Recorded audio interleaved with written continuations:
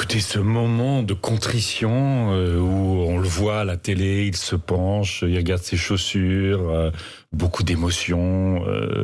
Bon, ça c'est quand même assez... Ah oui, c'est surjoué, c'est un peu fake. Bon, on sait, hein, depuis tout petit, les comédiens...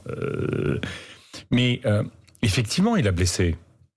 Et là, cette émission, au fond, elle visait, en début de campagne, à purger tous les dossiers négatifs de son quinquennat.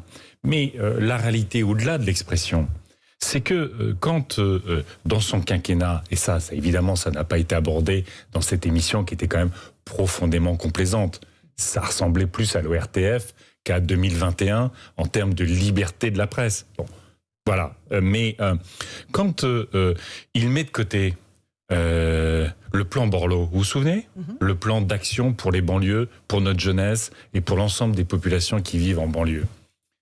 Ce sont des centaines, des milliers d'élus, d'acteurs sociaux qui avaient construit ce plan. Donc eux ont été blessés.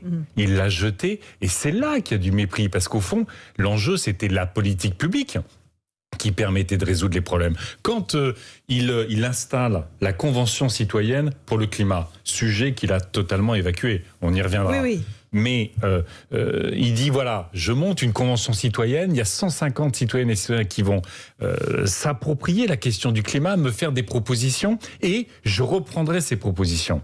On sait qu'il a rien repris. Mais ça, c'est du mépris. C'est pas dans l'expression, c'est dans sa politique qu'il y a du mépris. Quand le président... C'est plus grave que les petites phrases, donc que les la petites question, phrases c'est pas blessantes. simplement les petites phrases. Ça, c'est la mousse.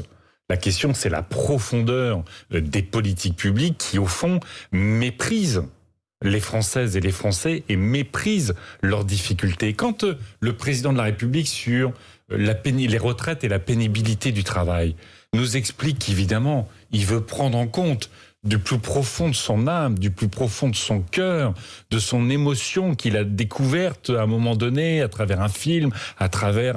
bon, quand il dit « faut mettre en place la pénibilité du travail », reconnaître la pénibilité du travail, mais c'est Emmanuel Macron, président, qui a supprimé tous les critères très importants de reconnaissance de la pénibilité du travail qui permettaient à des millions de Françaises et de Français de partir plus tôt parce qu'ils avaient porté des charges très lourdes toute leur vie professionnelle, parce qu'ils avaient été exposés à des produits chimiques leur vie professionnelle, parce qu'ils avaient des postures et des gestes répétitifs. Donc, si vous voulez, le problème de cette émission, c'est que, évidemment, on n'est pas allé au fond des choses, mais que c'est quand même, au fond, un exercice de propagande très bien monté, très bien scénarisé, très bien coupé, mais que ça ne répondait pas à la réalité des préoccupations des Françaises et des Français.